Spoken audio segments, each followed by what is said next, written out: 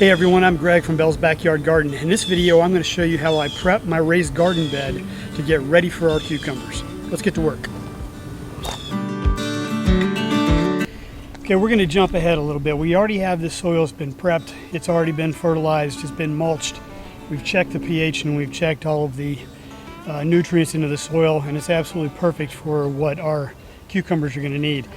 But what we're going to talk about right now is something that I put in before I put in my cucumbers, and that's going to be a irrigation system that's going to allow me to either continuously water if I'm away for several days, or to be able to introduce fertilizer deeply into the roots of the plants and let it slowly go out. Now the way that I do that is I'll take a gallon jug and then I will poke holes in about 4 different rows on each side of the jug itself. Make sure that you rinse these things out before you do that. And then all I'll do is I'll dig a hole that's going to be deep enough to cover up the height of the jug, just leaving the cap on there. Here we go. Now all we have to do at this point is fill in around the jug. Now we have an open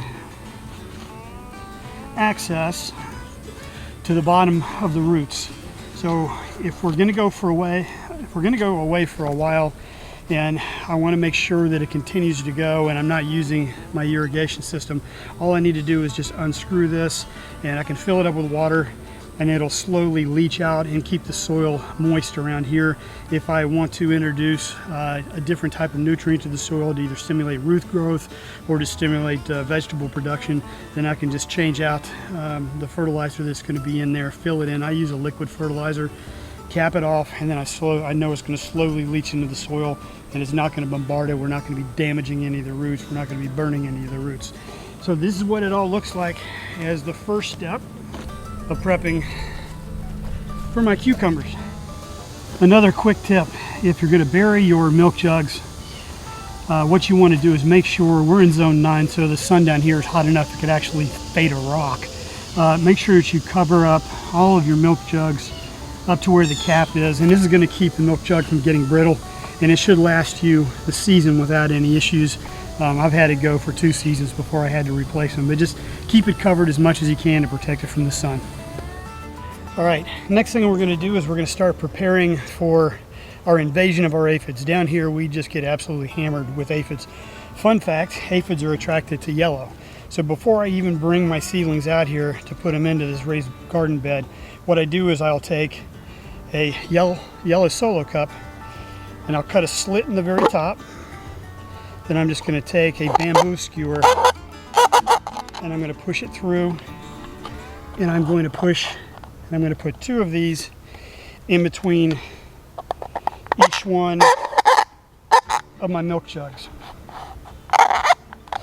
Now, after that, I have what's called ketchum. There's also something else called tanglefoot. If you want to find out exactly what I use, it's in the link below.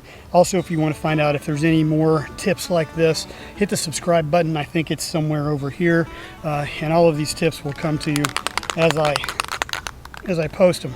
This is just an extremely sticky substance, and I'll spray that on there, so as the seedlings are growing, aphids and other bugs will get attracted to the yellow and they'll stick to it. And for those that have always said, hey, that really doesn't work so well, this one right here, I don't know if you can see it or not, this was about a week old. This was over on my black-eyed pea plants that we use during the summer, and they'll collect hundreds upon hundreds, if not thousands, of aphids. They'll stick into it. So we're going to go ahead and finish doing that, and then let's get back to our next step.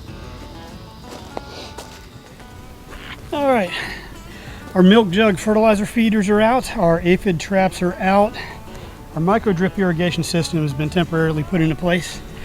Now it's time to get the star of the show. Let's go get our seedlings.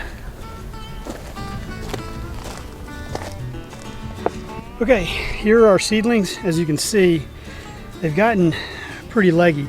This usually happens down here in the south when the air temperature gets to be about 70 degrees, even at nighttime. The plant thinks that the sun's still out because of the temperature, so it continues to grow and to try to reach out and get the sunlight. So what we're going to do is we're going to take these seedlings and we're going to bury them so that they have about an inch or so on top of them. Now what I've done is, this bed being 3 feet wide and 12 feet long, each plant should be about 3 feet apart. So I go diagonal. I go from left to right at 3 feet and then back over and then zigzag back and forth. That'll allow me to put my cattle panel to hold these plants up, and it can grow up on the side, and I can be able to control, prune, watch, and look at the plants as they go up, and it gives me a perfect separation, and also allows me to take care of the plant just a little bit easier.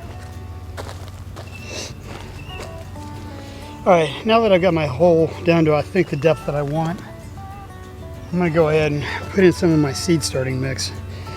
If you haven't figured it out by now, I'm kind of a big fan on that to get the roots propagating and going. It's been infused with a kind of a root booster. And we can take our guys here and we're gonna grab them and I'm gonna pull them apart. There we go. Oh, and he's got an incredible root system going already. There. We're gonna kind of, not to damage it, we're just gonna kind of turn this loose and let him go. We'll set it down in there. Now I'm going to take more of this seed starter, build it up around it, get him up and going. There we go, just a little bit more. Now see, when I see that he's gotten, there we go. Now, again, another reason why I use a seed starter is it's a different texture than the soil, so I can actually see where my seeds have been planted in the past, just like you've seen me do with the DIY seed starter kit. If you haven't seen that video, I'll have it linked somewhere up above that you can do that. And there you go. And we'll continue to do that for the rest of the bed.